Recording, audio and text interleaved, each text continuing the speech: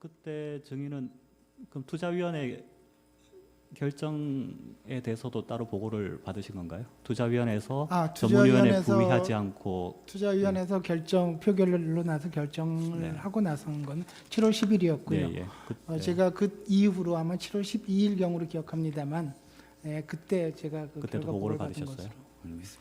그때 증인이 이게 전문위원회에 부의하지 않고 투자위원회에서 이렇게 결정을 해도 되는 사안인지 최영석 과장한테 다시 되물은 사실이 있습니까? 솔직히 그 당시까지만 해도 제가 그 규정을 절차를 정확히 이해는 하지 못하고 있었습니다. 네. 7월 8일 날 그 담당 부서에서 와서 저한테 이렇게 얘기했습니다. 정확히 규정에 따르면 아까 말씀드린 대로 투자위원회에서 1차 표결을 하고 거기서 결정이 안 되면 제 2차 표결을 전문위원회에 부의를 한다 하고 얘기를 하고 그렇게 진행을 하겠다고 저한테 얘기를 했고요. 보고를 했고 저는 그게 규정이라면 그렇게 하십시오라고 제가 승인을 했습니다. 7월 8일이고요. 그러고 나서 이제 7월 10일 날 투자위원회가 개최됐는데 투자위원회에서 12명 중에 8분이 찬성을 하셔가지고 거기서 찬성이 결정이 돼 버렸습니다. 그래서 전문위원회까지 할 필요가 없었기 때문에 거기서 결정이 됐는데 그것을 제가 보고 받으면서 투자위원회에서 그렇게 끝나도 되는 것이냐 하고 되물었던 적이 있습니다. 기억이 있습니다. 네.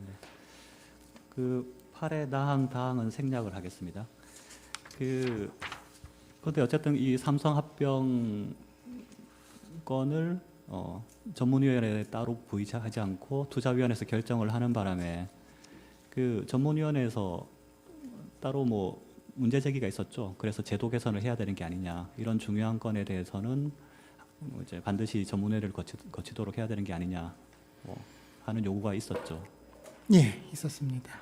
그래서 그 요구에 따라서 제도 개선은 이루어졌나요? 아니면 아직 이루어지지 않은 건가요? 예, 그래서 전문위원회에서 제도 개선안을 마련을 했고요. 그것이 기금운용위원회 아직까지 상정은 안 된 것으로 알고 있습니다. 안만 마련하고 아직 상정은 안 된 걸로요. 그 기금운용위원회에 올라가기 위해서는 실무위원회에서 1차 검토를 하는데 그래서 아마 1차 검토에서 그것이 아직 상정을 결정하지 못한 것으로 알고 있습니다. 후황 묻겠습니다. 그 증인은 이런 어떤 삼성 합병 건과 관련해서 그 안건이 전문위원회에 부의되지 않고 투자위원회에서 결정되도록 뭐 담당 직원들을 통해서 뭐 압력을 행사한다든지 한 사실은 없는 거죠? 제가 무슨 압력이나 강요를 한 것은 없고요. 아까도 말씀드렸습니다만 7월 8일 날 그 전까지는 저도 전문위원회에 부의되는 것이라고 막연히 생각은 하고 있었습니다. 근데 7월 8일 날 보고를 받으면서 투자위원회에서 1차 표결을 하는 게 규정에 맞다고 보고를 받고 규정에 맞춰서 그렇게 하시라고 얘기를 드렸습니다. 그래서 아마 투자위원회로 해서 표결을 한 것으로 그렇게 알고 있습니다. 10항 생략하고 11항 묻겠습니다. 그러면 그 증인은 이 삼성 합병권과 관련해서 뭐 청와대로부터 어떤 지시나 요청을 받은 사실도 없는 거죠? 전혀 없었습니다. 네, 12항입니다.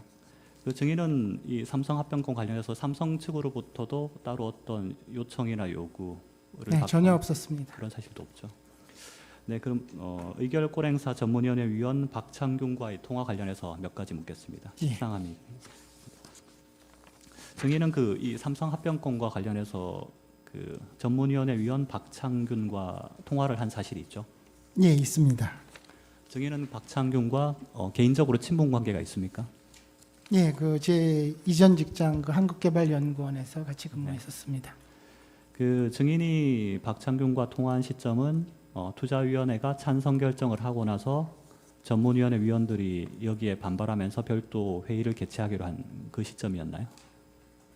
예, 그렇습니다. 7월 10일 이후에 아마 7월 12일 아까 말씀드린 대로 그때 제가 전화를 한 것으로 기억하고 있습니다.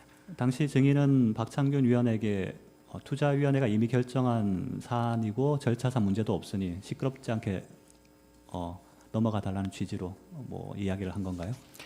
예, 제가 전화를 하게 된 것은 그 당시 이제 연금재정과에서 그 전문위원회에서 왜 투자위원회에서 그냥 일방적으로 결정을 했는지 거기에 대해서 해명을 하기를 요구를 하고 그래서 해명 요구를 하면서 전문위원회를 개최해달라 요구를 한다 그렇게 했기 때문에 제가 거기에 대해서 그 아는 분이 한 분이 계셨기 때문에 왜 뭐가 정확히 어떤 불만을 가지신 거냐 한번 알아보자. 그러고 전화를 드렸습니다. 그래서 규정이 제가 아까 말씀드린 대로 투자위원회 즉시 표결을 해서 찬성이 나오면 전문위원회까지 분리하지 않아도 되는 것이 규정으로 되어 있답니다. 그러니까 그런 점에 대해서 이해를 하시라고 말씀을 하셨고 드렸고, 또 제가 뭐 반농담조로 너무 시끄럽게 하지 말아달라고 얘기했을 수는 있는 것 같습니다. 정확한 기억은 없습니다. 네. 전혀 그런 것과는 관계 없고요. 담당부 과에서는 그 당시 이제 연금저점과에서 그 전문위원회에서 왜 투자위원회에서 그냥 일방적으로 결정을 했는지 거기에 대해서 해명을 하기를 요구를 하고, 그래서 해명 요구를 하면서 전문위원회를 개최해달라 요구를 한다 그렇게 했기 때문에 제가 거기에 대해서 아는 분이 한 분이 계셨기 때문에 왜 뭐가 정확히 어떤 불만을 가지신 거냐 한번 알아보자. 그러고 전화를 드렸습니다. 그래서 규정이 제가 아까 말씀드린 대로 투자위원회 즉시 표결을 해서 찬성이 나오면 전문위원회까지 분리하지 않아도 되는 것이 규정으로 되어 있답니다. 그러니까 그런 점에 대해서 이해를 하시라고 말씀을 하셨고 드렸고, 또 제가 뭐 반농담조로 너무 시끄럽게 하지 말아달라고 얘기했을 수는 있는 것 같습니다. 뭐 정확하게 말씀해 주셔서 한 가지만 그냥 재확인을 한번 해보겠습니다. 네.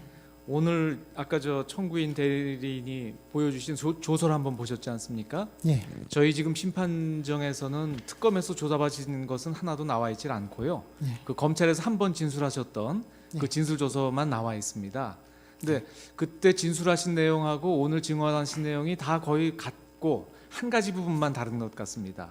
아까 말씀하셨던 그 안종범 수석하고 통화했던 내용, 김성민 위원장과 관련된 그 부분에 대해서 검찰에서는 뭐라고 말씀하셨냐면 그 김성민 위원장이 골치 아프게 하니까 꼭 교체해라 뭐 이렇게 들은 걸로 말씀하셨는데 그 말씀은 잘못됐다 그런 취지신 거죠. 그리고 예. 오늘은 뭐라고 증언하셨냐면 그때는 그렇게 진술했지만 다시 기억을 더듬어 보니까 임기가 언제까지냐 이렇게 질문했다라고 오늘 증언하셨는데 제가 제대로 이해한 겁니까? 예, 뭐 제가 그렇게 말씀을 드렸습니다. 예. 그렇게 하고 좀 더 정확하게 말씀을 드리느라고 그렇게 말씀을 드렸고요. 그렇다 해서 어떤 의미가 크게 다른 것은 아니라고 저는 생각을 했었습니다. 그러니까 이제 임기가 얼마 남았냐는 뜻이 교체를 원한다고 아까 이해하셨고요. 네. 그리고 제가 아까 특검 말씀을 하셨는데요. 특검에서는 아마 제가 1차 검찰에서 진술하면서 기억이 확실치 않았던 부분들, 기억 못하는 부분들에 대해서 좀 더 추가적인 사안들이 있었습니다. 그래서 그런 점들이 추가가 되고 한 점들이 있었습니다.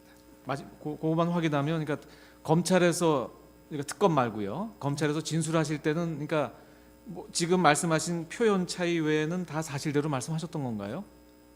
지금 검찰에서 네네 보신 거. 예, 거기에 뭐 제가 기억이 확실치 않아서 번복을 하거나 한 자료들도 있습니다. 예를 들어 예. 박창균 교수한테 제가 언제 전화를 드렸는지 예. 저는 완전히 잊어버리고 있었는데요. 나중에 신문에 언론에서는 박창균 교수한테 내가 사전에 전화를 드려가지고 찬성을 유도를 했다. 그래서 회의를 했다라고 신문에 나와서 저도 그냥 그런 줄 알고 제가 고민을 하고 있었는데 검찰에 가서 확인을 해보고 박창균 교수한테 확인을 한 결과는 제가 판결이 나고 나서 7월 10일 이후에 7월 12일경에 전화를 했다라고 본인이 얘기를 해서 그때 좀 기억을 제가 좀 더 정확히 하게 됐습니다. 네. 이건 그냥 궁금해서 여쭤보는데 그러면 그 안종범 수석하고 그 김성민 위원장 관련돼서 통화하셨을 때 임기가 실제로 좀 많이 남아 있었습니까? 얼마 안 남았었습니까? 그게 좀 애매합니다. 애매합니까? 아마 그 얘기를 한 것은 2016년 제가 국민연금공단 이사장이 되고 나서 그런 얘기를 들은 것으로 기억합니다. 2016년 왜냐면은 상반기라고 말씀하셨어요. 예, 제가 아까 이 삼성 합병권 말씀드리면서 당시 메르스 얘기를 드렸습니다만 제가 그 당시에 이제 메르스 사태가 터지면서 6월 초에 총리님을 뵙고 사의를 표명했습니다. 그리고 이제 메르스 대책본부로 가서 이제 그 사태를 대응을 하고 있었습니다. 그래서 그것이 아마 8월 초로 이제 종료가 되고 제가 복지부 장관에서 물러났습니다. 그래서 그런 상황이었고요. 아마 그런 논의가 된 것은 작년 상반기로 상반기에 말씀하셨어요. 한 것으로 기억하고 있습니다. 예, 알겠습니다. 근데 그 당시에 뭐 김성민 위원장에 대해서 교체하고 하는 것은 국민연금공단 이사장이 하는 일이 아닙니다. 보건복지부 장관의 임명권자입니다. 증인 말이. 예. 지금 특검에서 한 5차례 조사 피의자 조사를 받았다고 그랬는데 예. 그때 받은 내용은 지금 이 검찰에서 진술한 내용하고는 다른 내용들입니까? 어떻게? 여기에 뭐 포함되지 않은 그 중간의 과정들이 많이 들어 있습니다. 여기 그 검찰에서 조사받을 때 조사받은 내용이 아닌 다른 여러 가지 사실들이 이제 특검에서 조사가 된 겁니까? 예, 뭐 추가적인 조사들이 있었습니다. 이 합병 비율에 관해서 원래 국민연금공단에서 삼성이 제시한 안하고는 다른 안이었지 않습니까? 예, 내부적으로 산정한 예, 합병 그렇게 알고 비율이. 있습니다.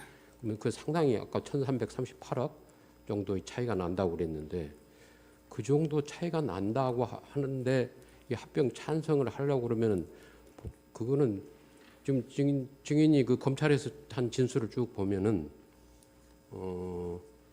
이게 전문위원회에서 해야 된다고 증인도 생각을 하고 계셨던 것 같아요. 증인이 머릿속에는 쭉 그렇게 돼 있는데 그래서 왜 그 이렇게 전에 SK 건이 전문위원회에 왔기 때문에 예. 저도 뭐 그 7월 8일 날 그 보고 받기 전에는 아마 복지부에서도 다 전문위원회로 가는 것이지 않을까라고 생각을 하고 검토를 했던 걸로 알고 있습니다. 그러니까 증인은 지금 사실은 전에도 청와대에서 행정관으로 근무한 적도 있었고 이 연금 분야의 전문가 아니신가요? 예, 뭐 근데 연금이라는 게 워낙 광대한 분야였어요. 물론 이제 연금도 여러 제도적인 분야가 측면은 뭐 제가 잘 알고 있습니다. 기금 운용은 금융적인 측면입니다. 그래서 음. 그 두 개를 다 같이 전문가가 될 사람은 없다고 봅니다.